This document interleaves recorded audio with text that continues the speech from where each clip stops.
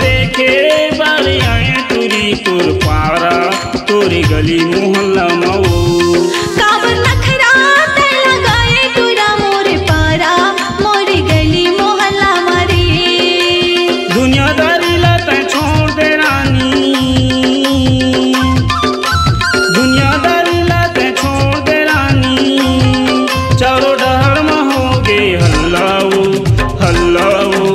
हल्लाओ काबर नखरा ते लगाए टूरा मोरे पारा मोरी गली मोहल्ला मारे तोरा देखे बारे आए तुरी तोर पारा तोरी गली मोहल्ला मऊ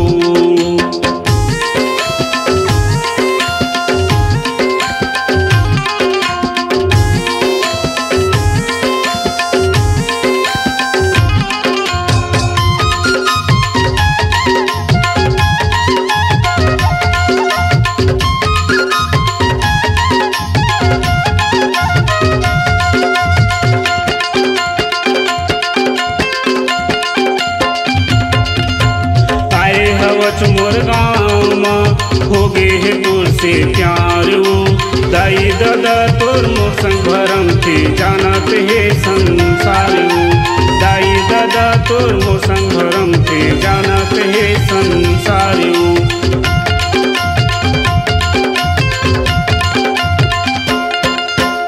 आए हवच मोर गाँव में हो गे है तोर से प्यार वो दाई दादा तोर मोर संग भरम थे जानत है संसार दाई दादा तोर मोर संग भरम थे जानत है संसार चुगरी चारी करते दाई दादा तो चुगरी चारी करते दाई दादा तो गारी देते यौ गल्लाओ गल्लाओ गल्लाओ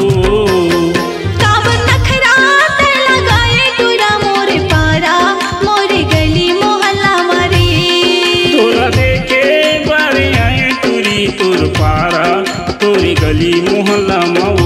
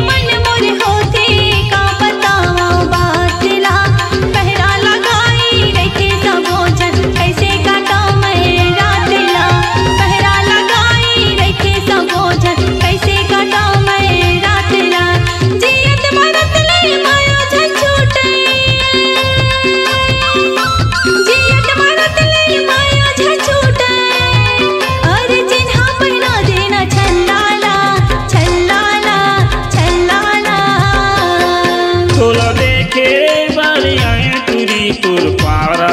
तोरी गली मोहल्ला मऊ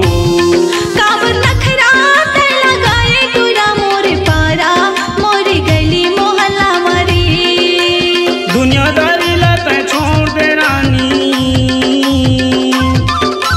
दुनियादारी ला तै छोड़ दे रानी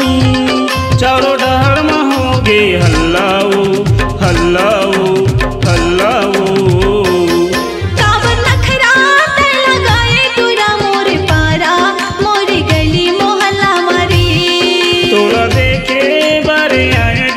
तोर पारा तोरी गली मोहल्ला मऊ काबर नखरा ते लगाए टूरा मोरे पारा मोरी गली मोहल्ला मारे तोरी गली मोहल्ला मऊ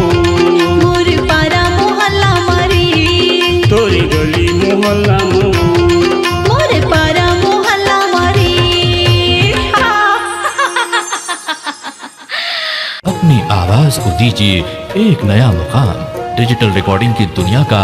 जाना पहचाना नाम स्वरांजलि, जहां गूंजती हैं ध्वनियां अपनी माटी की सौंधी सुगंध के साथ। छत्तीसगढ़ी संगीत के विविध रंग जो पहुंचाते हैं पूरे प्रदेश में डिजिटल रिकॉर्डिंग के संग। स्वरांजलि स्टूडियो, नेमीचंद गली नंबर 2, गंजपारा, रायपुर।